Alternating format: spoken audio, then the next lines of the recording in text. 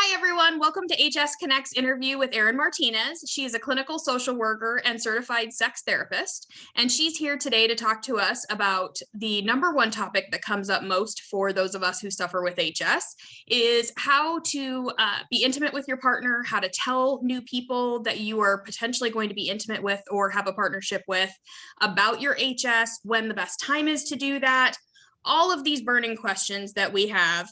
So Erin, thank you so much for joining us today. I really appreciate it. It's so nice to have you. Thank you for inviting me. I appreciate being here. Absolutely. So tell us a little bit about yourself and kind of how you got into doing all of this and your involvement with HS.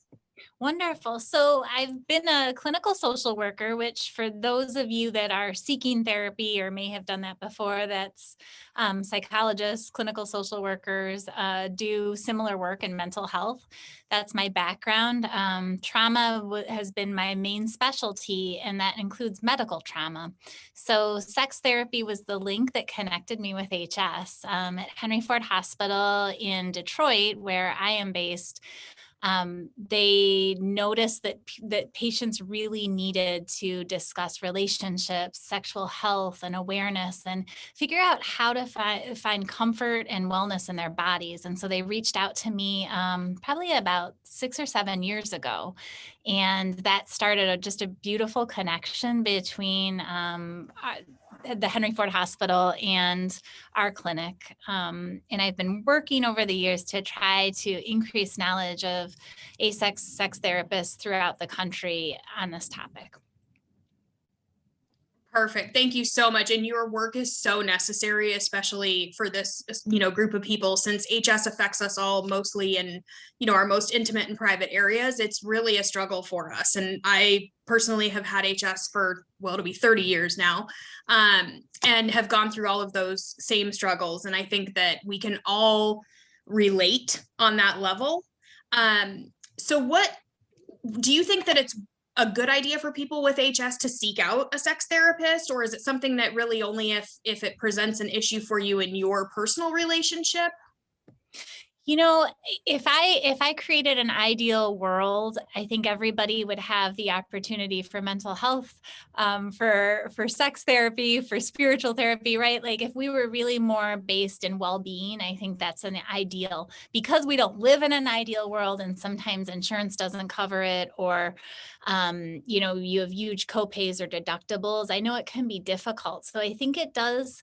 I would suggest that people really reach out before there's a problem being like a relationship problem that you notice you're not communicating at all, or there's resentment, or there's shame, or there's worry.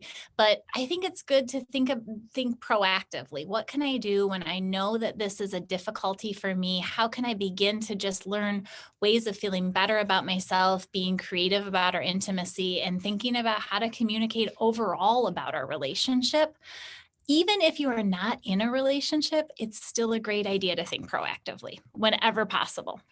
And that is so true, because so much of that self-esteem that plays a role in sex comes from just how you feel about yourself, not even necessarily interacting with a partner, but just, the overall feeling of yourself. So that's a really good point. Yeah. What is your take on what's the best way to kind of tell someone, especially for those of us who have hidden our HS for so long, because it can be, what's your advice on telling someone about your HS, or how that would kind of make an impact on a personal or sexual relationship with them? So not to sound like a broken record right off the top, but I think starting with yourself, we need to be able to talk with ourselves and understand where we're holding shame or where we're holding blame. I've noticed over the years that a lot of individuals that have some, and I'm using broadly this term, medical trauma. So in some way they have experienced their bodies being touched, interacted with in a way that has caused pain, maybe doesn't feel respectful, maybe they didn't understand what was happening. And for individuals that have had that experience, many of them are within the HS population.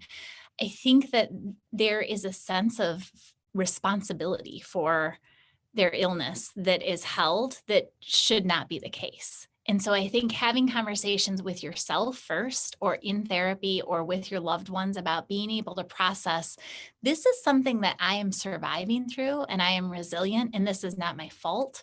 And this is not something that is wrong with me. It is something I'm surviving and making my way through. That is the beginning piece, which will help you then begin to introduce this in the most straightforward way, not with an apology, but with I want to tell you a little bit about my body. I have a disease called HS, and if you'd like to learn about it, and if you're brave enough to understand it, I would love to make that connection with you, right? Like, deliver that 5 million times in front of your mirror until you really actually can feel it. I think that's my first piece of advice about that. You just gave me goosebumps, because the advice sounds so simple, right? Like, we should already know this. It should already be the way that we're talking to ourselves, but it isn't. And that's such an important distinction. And I really like the way that you spun that, in that I'm not a victim. I'm resilient, and I'm a survivor of this, and I am constantly just pushing forward. So come along for the ride with me, because it's worth it. If you're brave enough, right? Yeah. Because Yes. I think we have to be seeking out. Someone said in a support group for HS a few weeks ago that I was so glad to be a part of. And they said, this disease has helped me to find better partners, because I cannot have somebody who is not strong within themselves and confident and creative in themselves. Those people dwindle away quickly. And I love the spin on that from that patient, because I thought that is exactly right. Like, you are called to be a better partner if you're going to be in my life with HS, right? Like, Yes. And I think not everyone is meant to be the partner of someone with a chronic illness. that's right. I think that those people do come into your life, they serve a purpose, but they don't stay, because they don't have the fortitude to do that. So it really is true. And I find that for myself, it's definitely made me find someone who loves me for totally different reasons. Not the typical head over heels, let's say, in love. I mean, you start out that way, of course, but somebody who truly, genuinely, absolutely loves you to your core, because they want the best for you, and they want to see you succeed. And that's really such a nice, loving feeling to find someone like that. So yeah, it's definitely not for the faint of heart. That's for sure. Right. That's yeah. right. And what do you suggest about, when you're first intimate with someone, because it can be scary for people, especially, even though you may have told them about what you have or shown them photos, or it can always be really, really frightening to share that first intimate experience with someone. Do you have any advice on that? Well, so I have a lot of thoughts on this. One is pacing this yourself. So I think it's okay. One thing that we've talked about consent in the last few years that we're hopefully teaching our young people and every person in this world is it's enthusiastic, and it's throughout the process. So I can enter into a space and say, I think I'm ready to reveal this. I'm ready for this vulnerability. And maybe I get this feeling in my stomach that says, oh, maybe I'm not quite ready. It's okay to back up. Like, listen to that feeling, and don't walk into something that you don't feel truly ready for, even if you've done a lot of prep work. It's okay to back up. Again, I think being able to introduce parts of ourselves that we have held shame in the past, or we have a lot of vulnerability, we need to talk with this other person beforehand about how would be best for them to handle this. So we're going into a really vulnerable experience together. And when you look at me, here's what would be helpful, or here's what I don't want feedback on, or here's what I do, but help to set them up for some level of success too. I don't want you, some people will say, I don't want you to be so gentle with me about this. I don't want you to be so cautious, or other people will say, take it slower, but help your partner understand that beforehand, before getting to it. And I think on maybe a more trivial, and I think it's good to be able to set our environment so that we have lots of focus groups that we're excited about, lots of focus things around us. So I think about how you create the mood in your room, that you're going to be in for an intimate experience, how you dress yourself up sort of head to toe, what's making you feel sexy. I know for me, if my nails are done, like I am a better person in the world, which they're not done very well right now, but I present myself better if that's happening. And that seems like a little thing, but it gives me a sense of strength when I'm going into an experience like that. And I think for HS, individuals that are surviving HS, they need to maybe put a little bit more money and time into taking care of themselves in the special ways that make them feel good. I think that's also helpful. And other things, you mentioned, Brindley, this idea of having photos that you might share beforehand. So really for a lot of people, it's making them feel better to be able to explore, what is this going to be like for you when I share myself? And I think we do that with intimacy in general ways, but in more specifically with HS, how can I read you as my partner? If you're having questions, do we want to pause, right? Do we want to take a moment? Do we need to back up? How will I know how to read you? I think is really important to talk about beforehand. Yeah. And I think in part of that too, that it brings to mind for me that the communication piece of it is so important. And it's something that we tend to shy away from as people with HS, because we deal with it and carry it and walk with it daily. So I feel like being open to answering questions that they have without being defensive is probably a really important thing too, because we're setting the tone for what that looks like. And we have questions with this disease ourselves. I mean, no two abscesses are exactly the same. There's always questions about how to handle it, how to deal with it. So expecting them to know based on one brief and contrite, experience is not really realistic either. And I think to possibly even outside of the sex piece of it is what the expectation is, or what your life looks like. Because that can definitely play a role and impacts any kind of sexual drive or desire or anything like that too, just because there is a chronic pain element as well. So do you have any advice on how to deal with that? Because I know that it can become an issue where if you don't have the drive, in part because of self-esteem or pain, or just chronic abscesses, that can play a role and have an impact negatively on your relationship. Yeah. Let me know if my answer isn't lining up exactly with the question, and I can back up. But one of the thoughts I have is that one of the things I've noticed as a sex therapist all the time in my work is that people, when they hear sex, they think about penetrative experiences. However they want to do that is what sex is. And so I think that's what that definition is, and we can go like this to it. And that's what we especially need to do with HS, because it's actually a pretty limited way to have pleasure. And it forces you to keep on going back to a literal place where you may have the most sense of pain. So I think about different types of touch also. So if you are in an experience in your day where you're having significant amount of pain, maybe you can't imagine being touched anywhere near your vulva. That the idea of that puts desire in the tank. Then I think about the idea of affectionate touch, sensual touch, and erotic touch. Maybe that says, well, I'm one down on the erotic touch anywhere near my genitals. I don't want that. But that still leaves me with affectionate touch and sensual touch. How am I feeling about any of those? Do I have a desire to be touched in a way like that? And then let me think about the rest of my body. Where do I want to be touched? Because you can feel extremely sexy by having somebody maybe kiss the back and side of your neck really slowly. And you're kind of willing to do that to them too. And you're going to tickle the back, right? And then maybe that's how you decide, I think I want to maybe lie down next to you and I'm going to take my top off.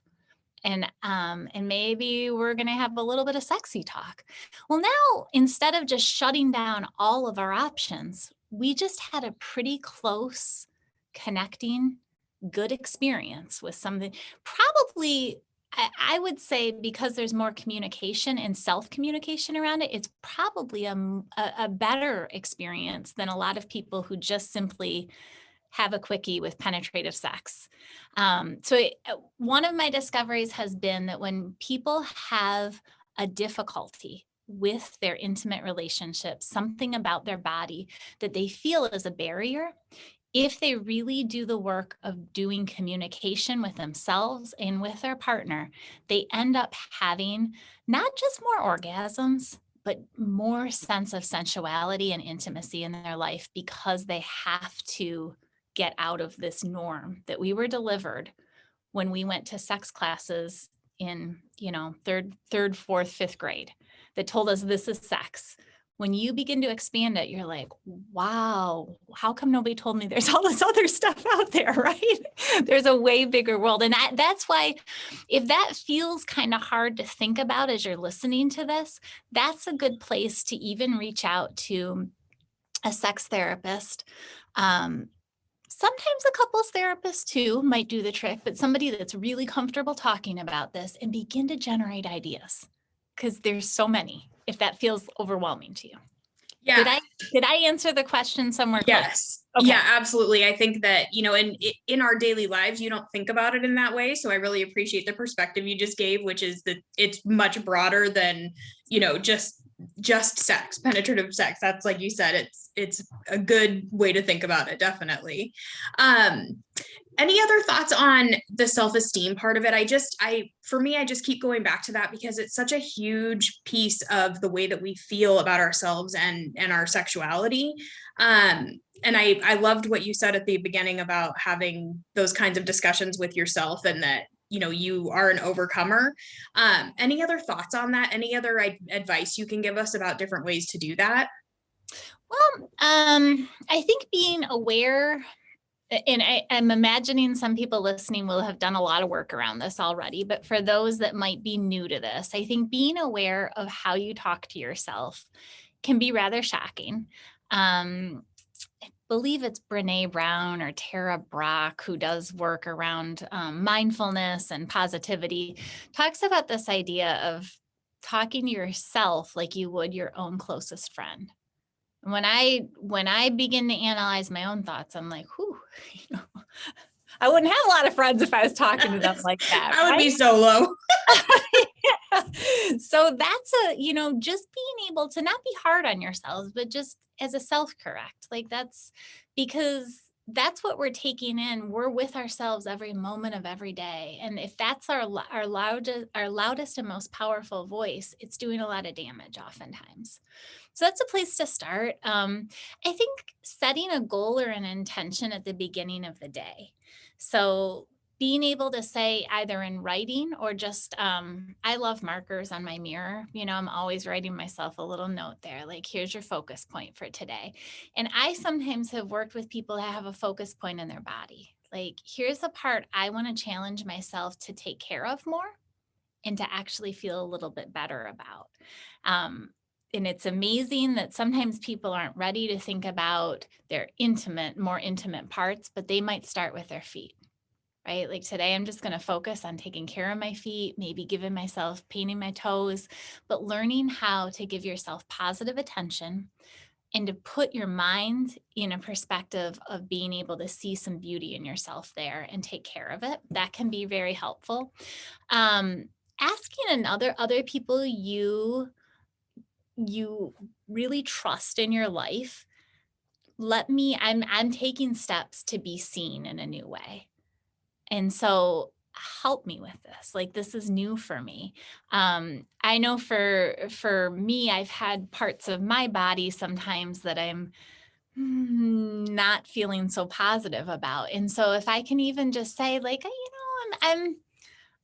I'm trying to wear some things that are allowing me to just accept that tank tops don't look the same in your 40s as they did in your 20s, right? Like things hang a little. And so but I want to be okay with that. I want to embrace that. So I'm just practicing that as I walk around my house or as I walk around my room. I think that's another place to do that. I think also what we're ingesting. So we have to be really careful. We're not just diving into Facebook, Instagram comparison of what is supposed to be a beautiful body.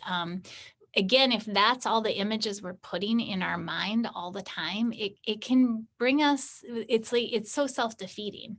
So I think being careful to take in material that shows us all types of bodies that we can then have all types of love for. Somebody said, in one of our support groups that I was in a couple of weekends ago, they were mentioning the wall of vagina, it's called, that I shared one time in a talk.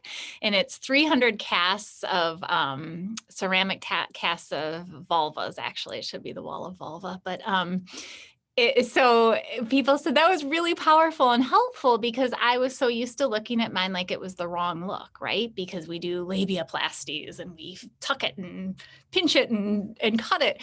But being able to look at those and say, like, there is not a normal, there's not a perfect, like, that's really the truth of it. And I want to be okay with this body I have. So some different ideas. Yeah, no, thank you. And that is amazing. And we'll have to get a link to that so that we can post it below in the description so that people, because I want to check out this wall of vulvas or vaginas now. You can get a mug with the wall of vagina on it.